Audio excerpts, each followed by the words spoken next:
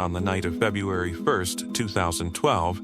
an 18-year-old barista named Samantha Koenig was working alone at a coffee kiosk on the edge of a parking lot in Anchorage, Alaska,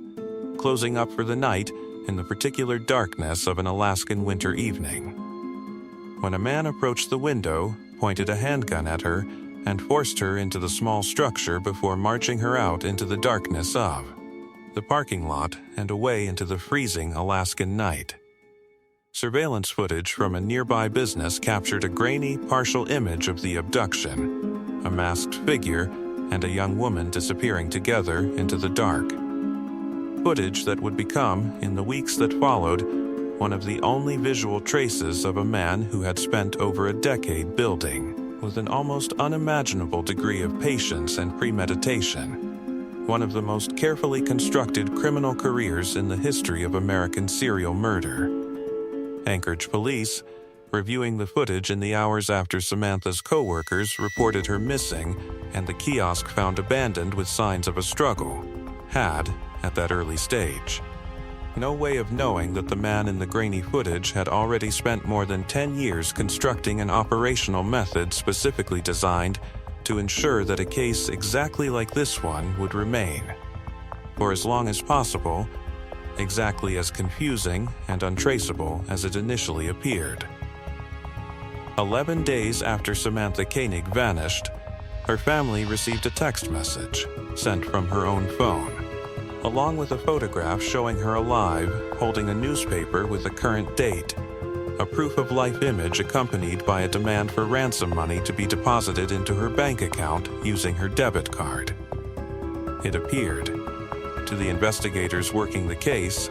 and to Samantha's terrified family, like a kidnapping for financial gain,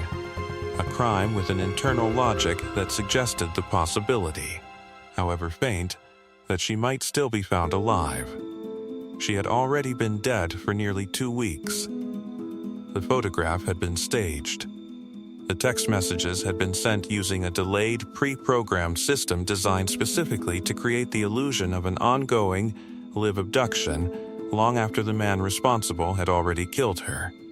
dismembered her body, and disposed of her remains in a frozen lake north of the city, a level of premeditated deception that investigators who worked the case would later describe as unlike anything they had encountered in their careers. A killer who had engineered not just the murder itself, but an elaborate, weeks-long theatrical performance designed to manipulate an entire law enforcement apparatus and a grieving family simultaneously,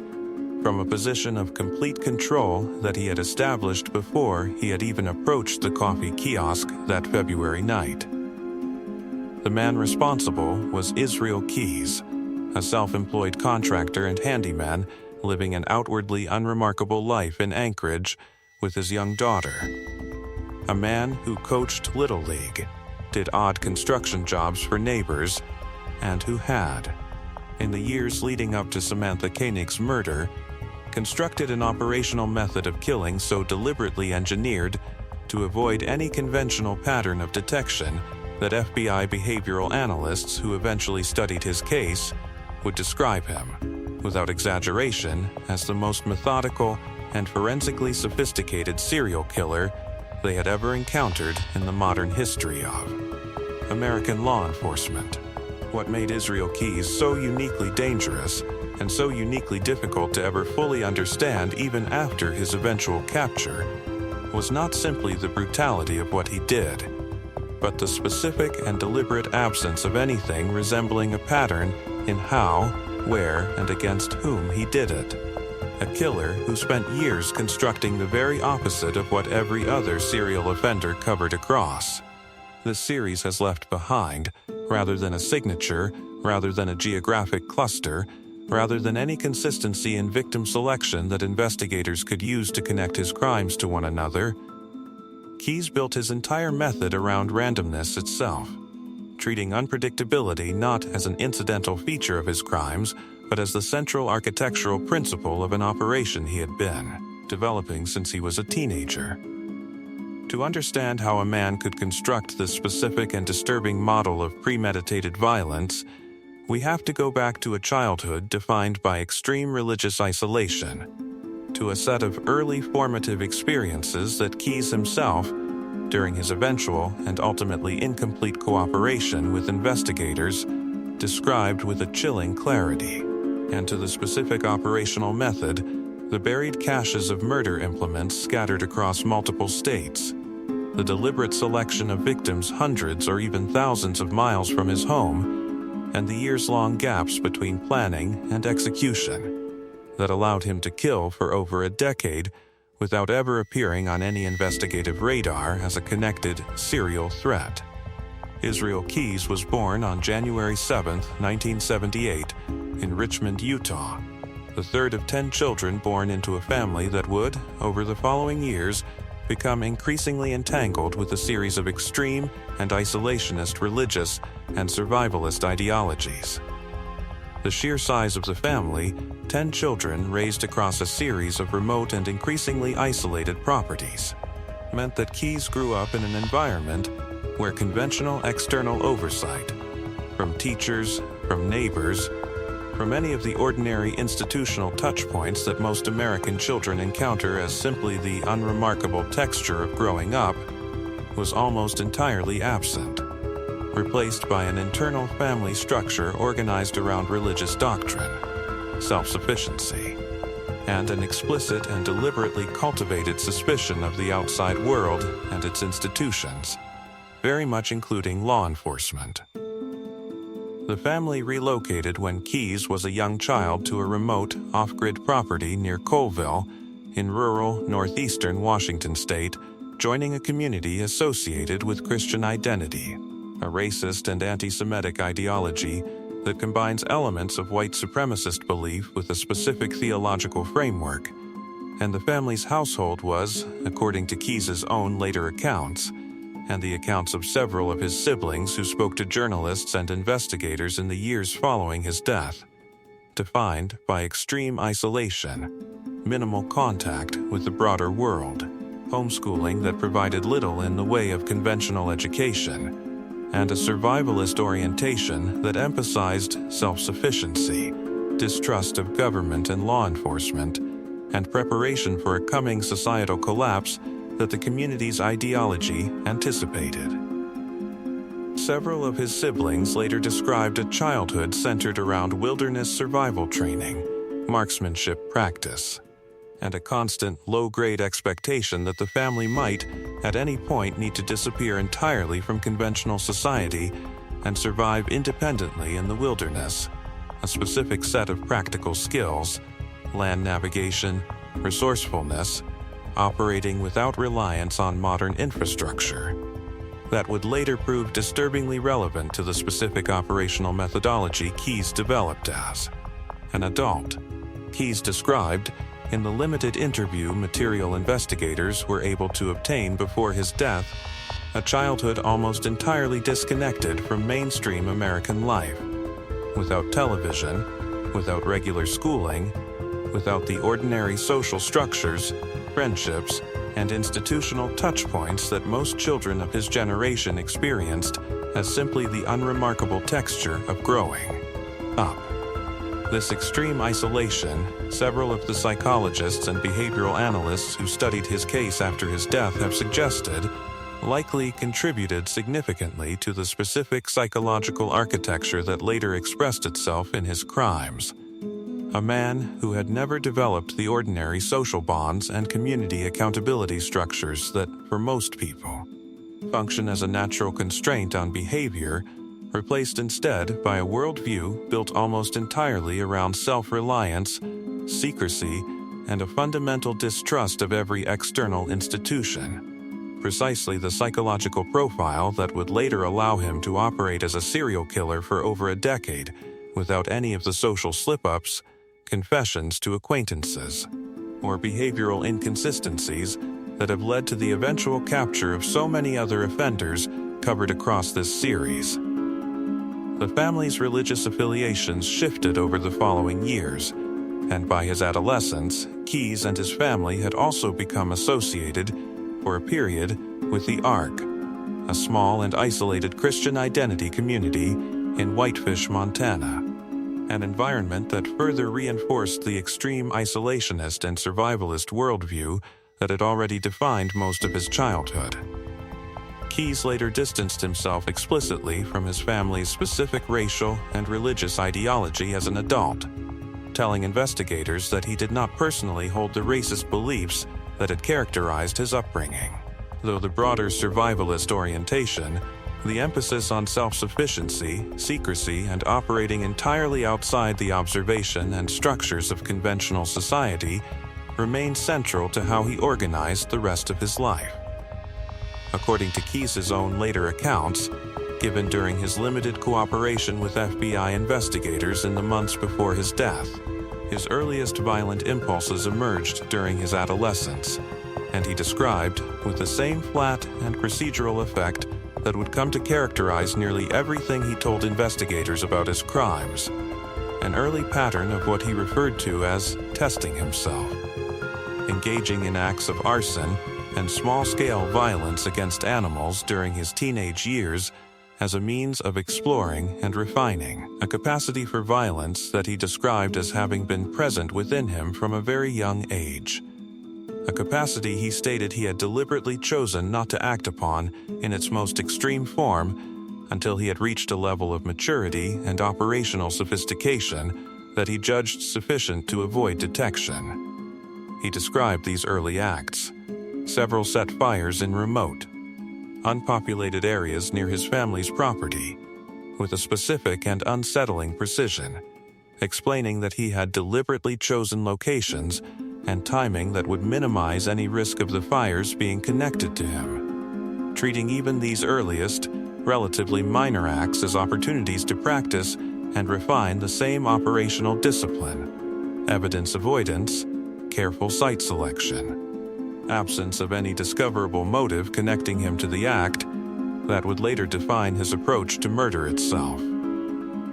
This specific detail, a killer who explicitly described deferring the most extreme expression of his violent impulses for years while he developed what he considered the necessary skills and methodology to act without getting caught, distinguishes Keyes from nearly every other offender covered across this series, most of whom, even those who displayed early warning signs in childhood, began killing relatively soon after their violent impulses first crystallized into something approaching a concrete intention. Keyes, by contrast, appears to have approached the entire enterprise with something closer to the patience and long-term planning of a military or intelligence operation, a comparison that becomes more disturbing rather than less once his subsequent military service is taken into account. Forensic psychologists who later reviewed Keyes' own accounts of this early period noted the specific and unusual quality of his self-description, a subject who spoke about his own developing capacity for violence with the same detached, almost clinical interest he might have applied to describing the acquisition of any other specialized skill, entirely absent the kind of emotional language, whether of excitement, guilt, or compulsion, that more typically characterizes offenders' accounts of their earliest violent impulses. Keyes enlisted in the United States Army in 1998, serving for several years, including a deployment to Egypt as part of a peacekeeping operation, and was stationed for a period at Fort Lewis in Washington State. His military service, while not involving direct combat in the manner of some of the other case studies referenced across this series, provided him with formal training in exactly the kinds of operational and tactical skills: land navigation, situational awareness, weapons proficiency, and the broader disciplined mindset of careful planning and execution that would later become directly and disturbingly relevant to the specific methodology he developed as a serial killer. Fellow soldiers who served alongside Keyes during this period,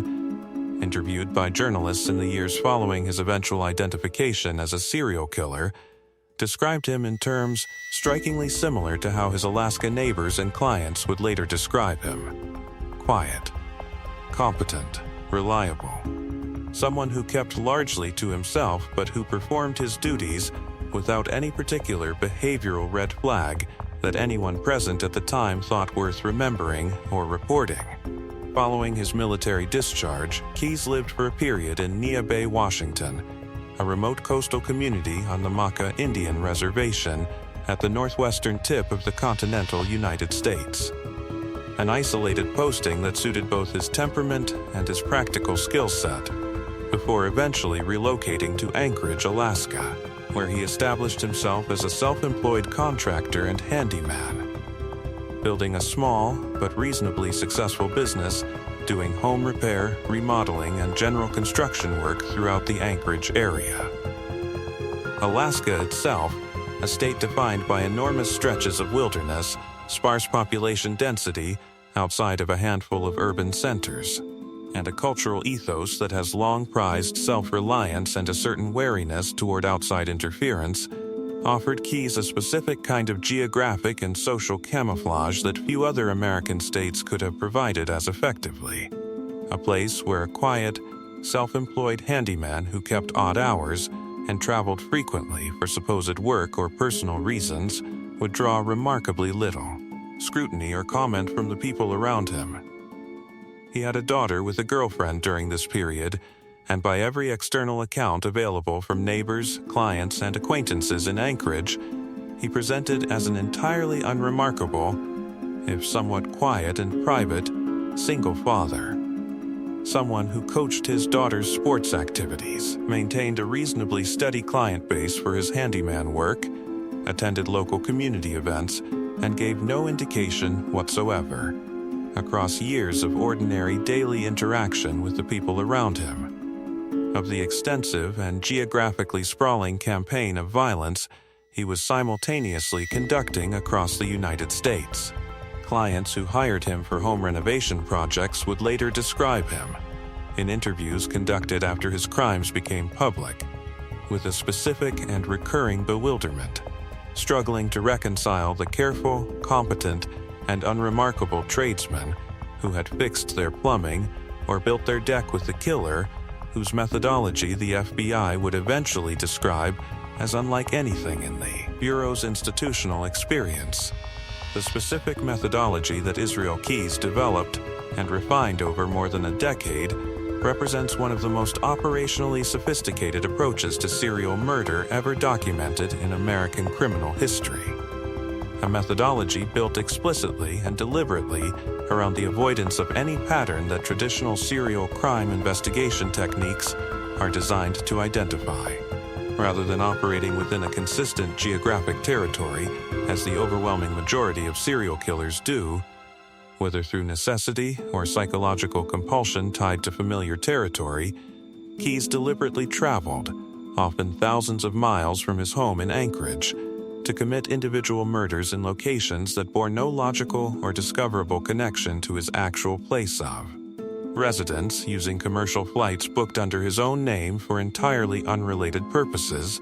ordinary vacations or supposed business trips, as cover for excursions during which he would rent vehicles using cash, avoid any use of credit cards or cell phones that could later be used to place him at a specific location, and select victims through a process of opportunistic, essentially random selection rather than any consistent victim profile that investigators could use to anticipate his future targets.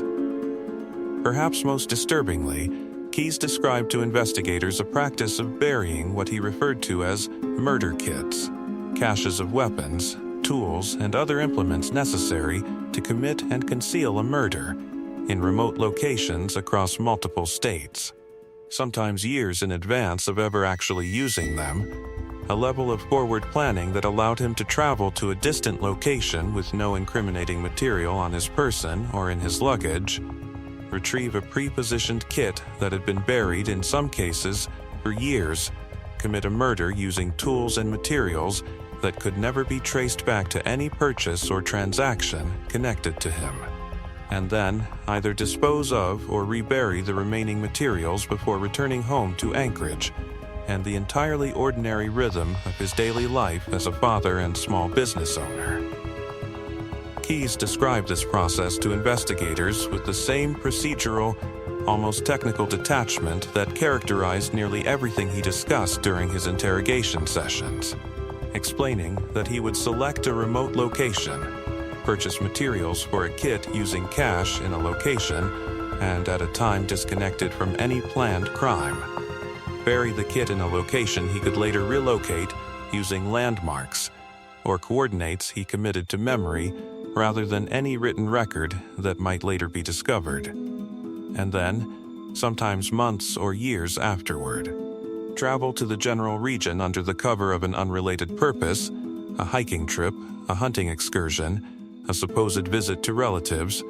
retrieve the buried materials, commit a crime, and depart the area entirely before any investigation into the resulting disappearance had even begun. This method meant that at the moment any individual crime was committed, Keyes carried with him no purchase history, no travel record connecting him directly to criminal materials, and no logistical trail that conventional investigative techniques built around tracing weapons purchases, analyzing travel patterns, or identifying consistent behavioral signatures, were designed to detect. This method, essentially treating serial murder as a long-term, multi-state logistical operation rather than a series of impulsive or geographically constrained acts, meant that Keyes's confirmed and suspected crimes, once investigators finally began to piece together the scope of what he had done, were scattered across an enormous and disconnected geographic range that included Washington state, New York, Vermont, and potentially numerous other states where he had traveled during the years of his operation. A pattern of dispersal that made it, in practical terms, almost impossible for any single jurisdiction's law enforcement agency to have ever recognized his crimes as connected, since the fundamental assumption underlying nearly all serial crime investigation, that a single offender's crimes will cluster within some identifiable geographic or methodological pattern, simply did not apply to a killer who had specifically and deliberately engineered his operation to defeat exactly that assumption. The earliest crime that investigators were eventually able to connect to Keyes with confidence, based on his own confession, occurred in June 2011, when he traveled to Essex, Vermont, and broke into the home of Bill and Lorraine Currier, a couple in their 50s, abducting both of them from their home in the middle of the night. Keyes murdered both Bill and Lorraine Currier,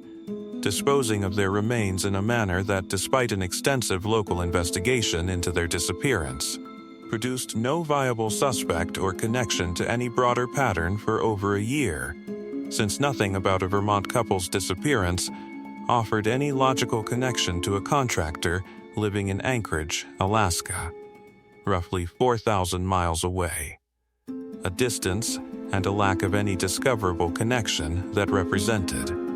in essence, the entire operational thesis Keyes had spent years developing and refining. Vermont investigators, working the Currier case in the months following their disappearance, pursued the ordinary range of leads available in any missing persons investigation, examining the couple's finances, their social relationships, any history of conflict with neighbors or acquaintances, precisely the kind of local, relationship-based investigative approach that has, across the majority of cases covered in this series, eventually led to an offender's identification, and that, in the specific case of Israel Keyes, was structurally incapable of ever succeeding, since the man responsible had no relationship whatsoever to the Curriers, no prior connection to Vermont, and had selected them for reasons that had nothing to do with who they specifically were, and everything to do with the simple fact that Keyes had traveled to their state, entered their neighborhood, and identified their home as an opportunity to be exploited. Following the Currier murders, Keyes returned to his ordinary life in Anchorage, continuing his handyman business and his role as a single father, for approximately 8 months before the abduction and murder of Samantha Koenig in February 2012, a crime that, unlike his more geographically dispersed killings, occurred close to his own home, a departure from his usual operational discipline that several investigators who studied the case have suggested may reflect either A, growing overconfidence following years of successful evasion, or simply an opportunistic decision made in the moment,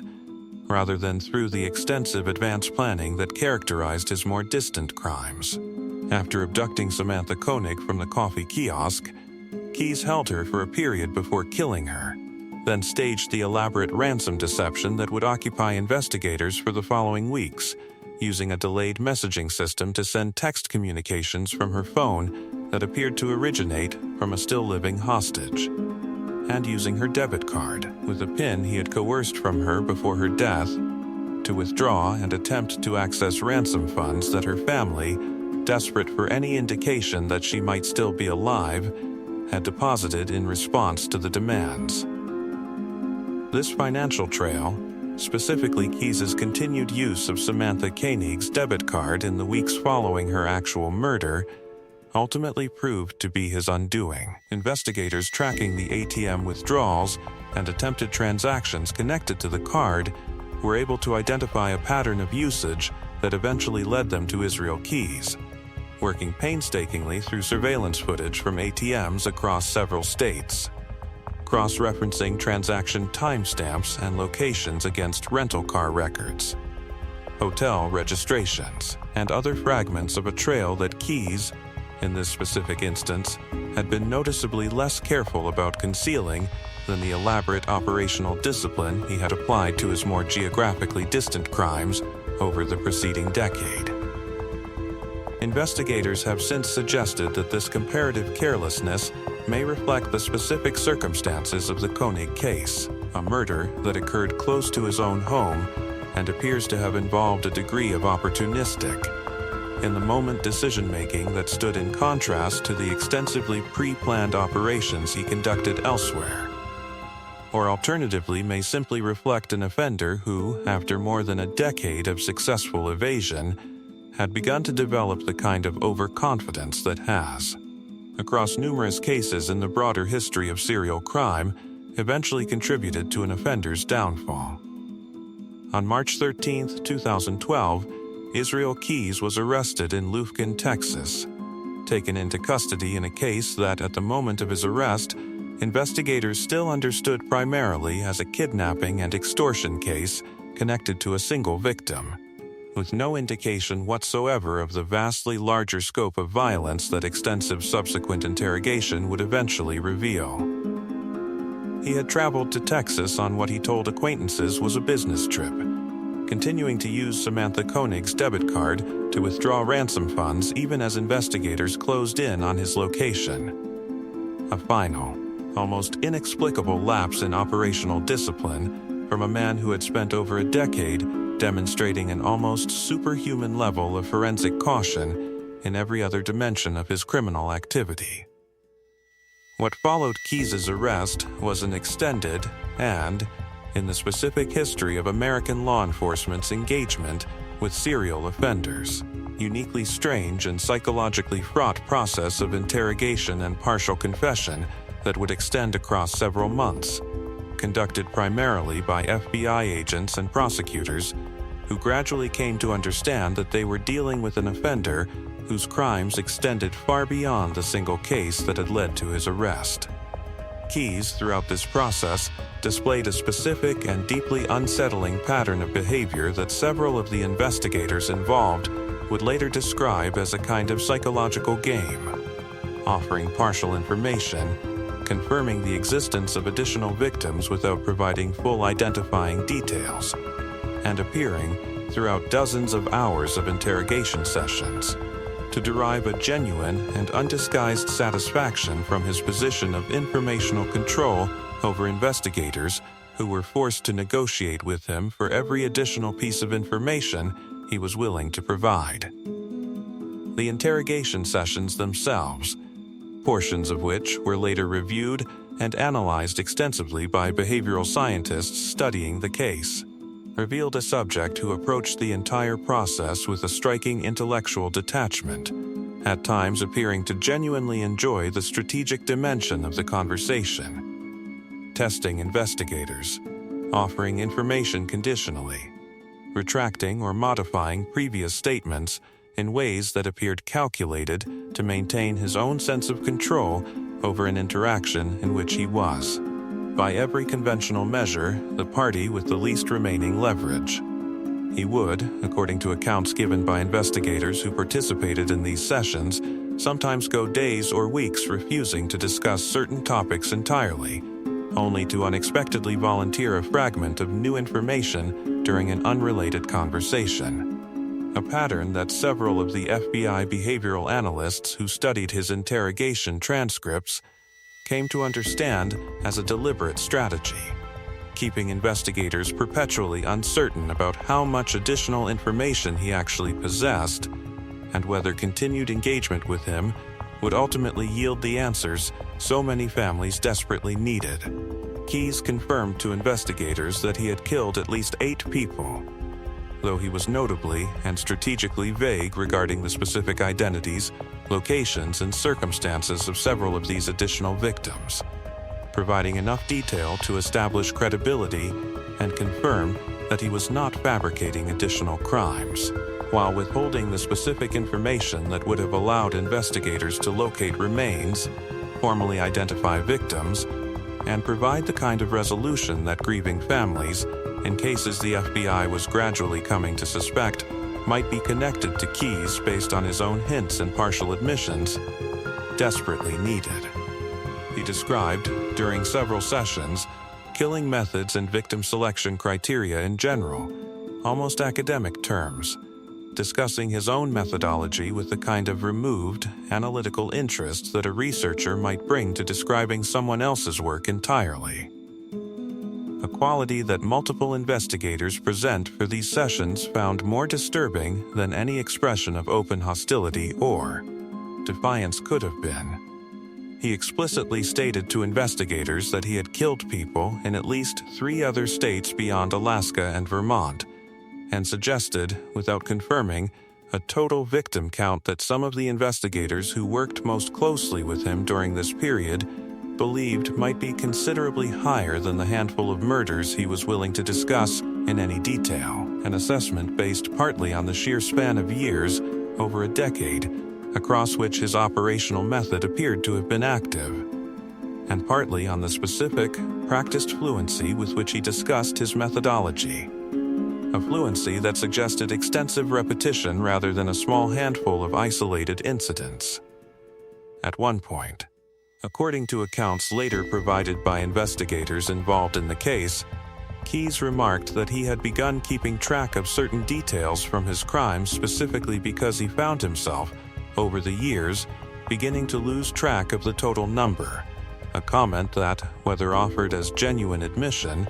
or as calculated psychological manipulation designed to unsettle the investigators. Listening to him remains one of the single most chilling statements attributed to him across the entirety of his interrogation.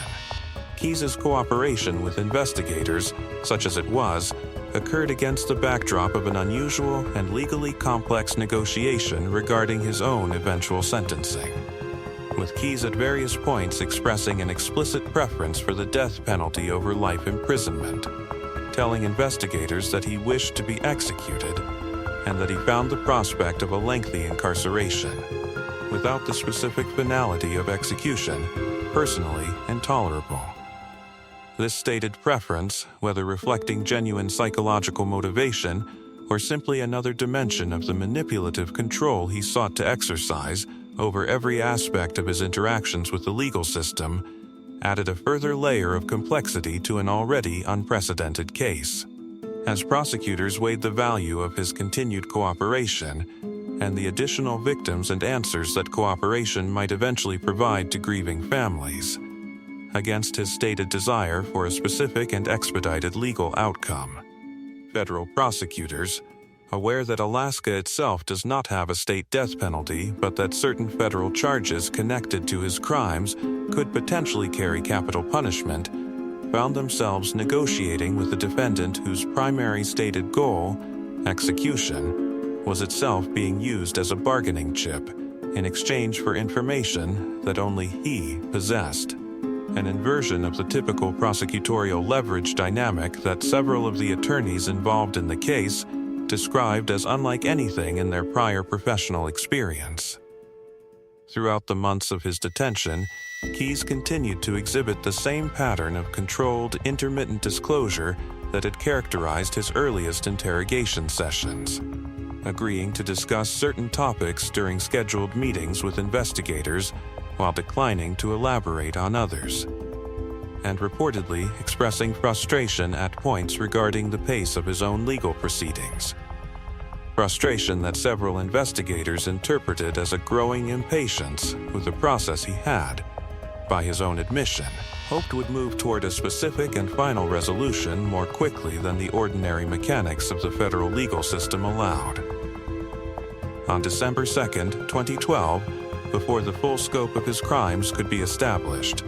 and before the extensive additional cooperation that investigators had hoped to eventually secure from him could be completed, Israel Keyes died by suicide in his cell at the Anchorage jail where he was being held, cutting himself with a razor and using a bedsheet in a manner that resulted in his death before guards were able to intervene. He left behind a handwritten note found in his cell that offered no meaningful additional information regarding the full scope of his crimes, effectively closing off, in a single deliberate act, any possibility of ever obtaining the complete accounting that investigators had spent months working to extract from him through a difficult and psychologically demanding process of negotiation and partial disclosure. Investigators who had worked most closely with him described the specific and particular frustration of recognizing, in retrospect, that his death was itself likely a final and deliberate exercise of the same operational control that had defined every other aspect of his criminal career.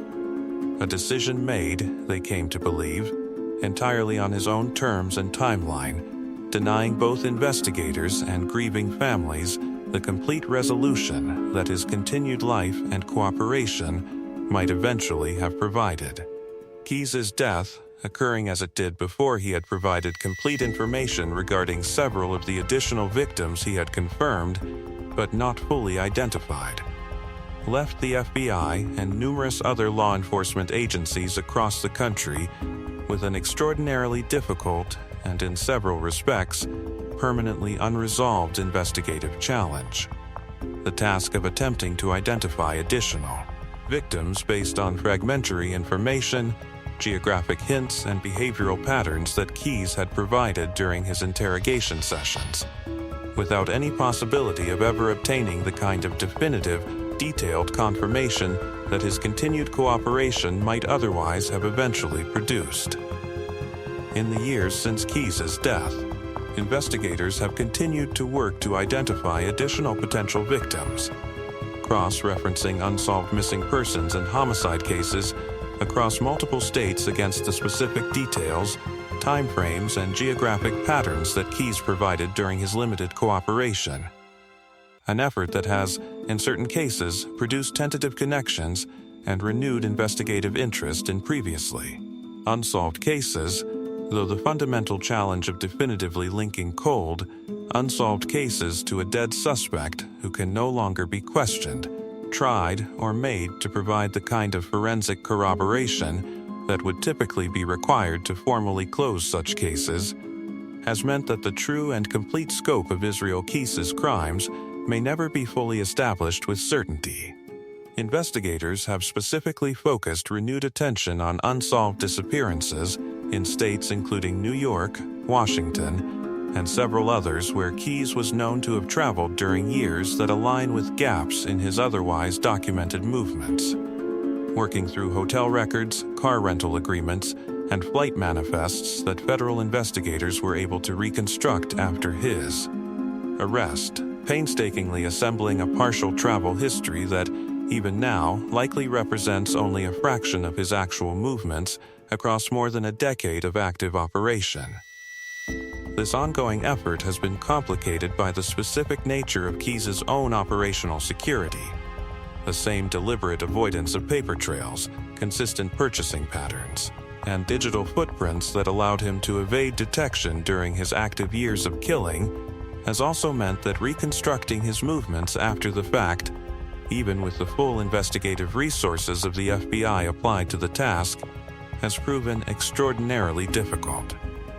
Several podcasts, documentary projects, and independent researchers have, in the years since his death, attempted to compile comprehensive timelines of Keyes' confirmed travel and activity, cross-referencing this information against unsolved cases nationwide. Efforts that have generated ongoing public interest in the case, but that have not, as of the most recent publicly available information, produced any additional formally confirmed victims beyond those Keyes himself specifically acknowledged during his limited cooperation before his death. FBI Special Agent Jolene Godin, one of the lead investigators who worked most extensively with Keyes during the months of interrogation before his death, has spoken publicly in the years since about the specific and profound frustration of working a case in which the offender himself held nearly all of the critical remaining information that died with him in a jail cell before it could ever be fully extracted. A circumstance that stands in direct and painful contrast to cases like several others covered across this series, in which extensive post-arrest cooperation from offenders such as Gary Ridgway eventually provided grieving families with the specific answers and closure that Keyes' victims' families have, in many cases, never been able to fully receive. Godin and other investigators who worked the case have described the specific psychological toll of spending months building a working relationship, however strategic and adversarial, with an offender whose cooperation represented the only realistic path toward resolution for an unknown number of families, only to have that path permanently foreclosed by his own decision to end his life on his own terms rather than continue the process to whatever conclusion it might eventually have reached. What the Israel Keyes case leaves behind, beyond the specific horror of the confirmed murders of Samantha Koenig and Bill and Lorraine Currier, is a genuinely unprecedented case study in operational methodology within the broader history of American serial crime. A killer who approached the entire enterprise of murder with a level of long-term strategic planning, geographic dispersal, and deliberate pattern avoidance that FBI behavioral analysts have described as representing a fundamentally different category of threat than the offenders whose patterns, however brutal, ultimately allowed investigators to eventually identify and connect their crimes. The FBI's Behavioral Analysis Unit, the same division responsible for developing much of the offender profiling methodology that has informed serial crime investigations since the 1970s, has since incorporated the Keyes case into its internal training and research as a specific and cautionary case study, examining the ways in which his methodology deliberately inverted nearly every assumption that traditional profiling techniques rely upon. Where conventional serial offender profiling assumes a geographic comfort zone, a consistent victim type, and behavioral patterns that repeat with enough consistency to eventually generate an identifiable signature, Keyes constructed his entire operational approach around defeating precisely these assumptions, treating unpredictability itself as his primary tool of evasion rather than any single specific tactic. Analysts who have studied the case in the years since his death have noted that this approach required a level of patience, discipline, and delayed gratification that stands in marked contrast to the psychological profile of most serial offenders, whose crimes, across the broader historical record, tend to escalate in frequency and audacity over time as the specific psychological satisfaction the offender derives from the act increasingly outweighs their capacity for the kind of sustained operational caution that Keyes appears to have maintained across more than a decade. Keyes' specific practice of burying murder implements years in advance across multiple states, of using ordinary travel and vacation cover to conduct crimes thousands of miles from his home, and of deliberately selecting victims through a process of pure opportunistic randomness rather than any consistent profile, represents according to the FBI's own subsequent analysis of the case, a methodology that, had he not made the specific and uncharacteristic operational error of continuing to use Samantha Koenig's debit card after her death, might have allowed him to continue operating indefinitely. a sobering acknowledgement from the specific federal agency most responsible for identifying and apprehending serial offenders that Keyes had, in essence, engineered a method that came remarkably close to defeating the entire investigative framework that has, across every other case in this series, eventually succeeded in bringing offenders to justice. Several of the investigators who worked most closely on reconstructing his methodology after his death have noted,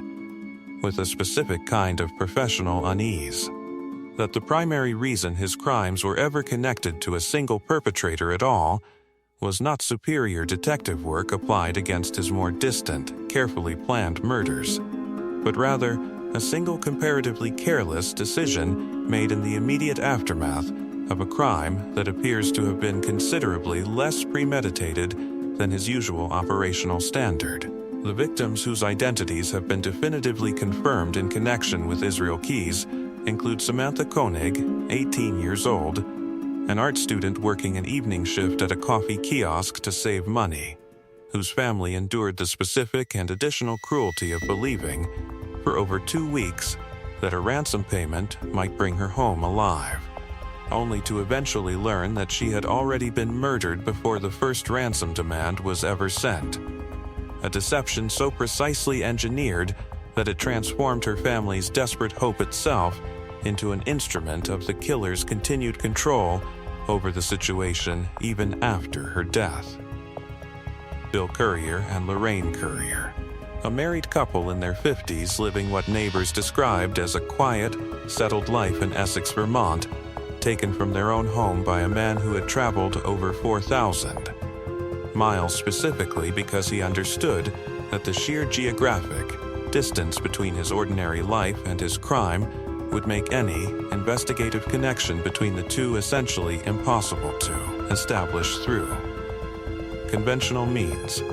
A couple whose disappearance was investigated for over a year as a purely local Vermont case, with no reason for anyone involved to suspect any connection whatsoever to a contractor and single father living quietly in Anchorage, Alaska. Beyond these confirmed victims lie the additional lives Keyes claimed, in his own words, to have taken. Victims whose families, in several documented cases, have spent years since his death without any definitive confirmation of what happened to their missing loved ones, carrying a specific and uniquely painful form of unresolved grief. The knowledge that the man responsible admitted, in general terms, to having killed people who might well have been their son, their daughter, their sister, without ever receiving the confirmation that would allow that possibility to be either confirmed or definitively ruled out. Several families of long-missing individuals whose disappearances occurred within the time frame and general geographic patterns Keyes discussed have, in the years since his death, contacted investigators directly, asking whether their loved one might be among his unconfirmed victims, questions that FBI investigators have, in nearly every documented case, been unable to answer with any real certainty, forced instead to explain that the specific man who alone possessed the information needed to provide that answer made the deliberate choice to take it with him. This is, perhaps, the most enduring and painful legacy of the Israel Keyes case within the broader landscape of American true crime. Unlike nearly every other case covered across this series, in which an eventual arrest, confession, trial, and sentencing provided some measure of formal closure and accounting, however incomplete or delayed, for the families of the victims involved. Keyes' deliberate choice to end his own life before completing his cooperation with investigators means that an unknown number of families, whose specific number may genuinely never be established with certainty, continue to exist in a state of permanent, unresolved uncertainty regarding the fate of people they loved and lost. Where the Golden State Killer case, covered earlier in this series, demonstrated how advancing forensic technology can eventually resolve even the most stubbornly cold case. And where the Gary Ridgway case demonstrated how an offender's own extensive cooperation can provide grieving families with the specific answers they have waited decades to receive. The Israel Keys case stands as a sobering reminder that some questions, once their only possible source of an answer chooses silence over disclosure, may simply never be resolved at all. The pattern, in this case perhaps more than any other this series has examined, is defined by absence, by information that was deliberately withheld and then permanently destroyed, by a killer who understood, with the same calculated precision that characterized every other aspect of his methodology, that his own death represented the single most effective tool available to him for maintaining control over information that families desperately needed and that he alone possessed. It belongs to Samantha Koenig, 18 years old, working an ordinary evening shift at a coffee stand, whose family's hope during those 11 agonizing days became, without their knowledge, part of the killer's own elaborate design. To Bill and Lorraine Currier, taken from the specific safety of their own bedroom in a state thousands of miles from the killer's home, whose Vermont community searched for over a year without ever suspecting the true scope of what had actually happened to them. To every family who has spent years since December 2012 wondering, without any possibility of ever receiving a definitive answer, whether the general and deliberately incomplete confessions of a man who is no longer alive to question might somehow apply to the son or daughter or sister they have never stopped searching for. They are the reason investigators have continued, more than a decade later, to revisit cold case files across multiple states, searching for any detail that might, even now, connect a still unidentified victim to a killer who spent years ensuring that connection would never be easy to make. They are the reason this case remains, in the specific and unresolved sense that defines it more than any other in this series, still open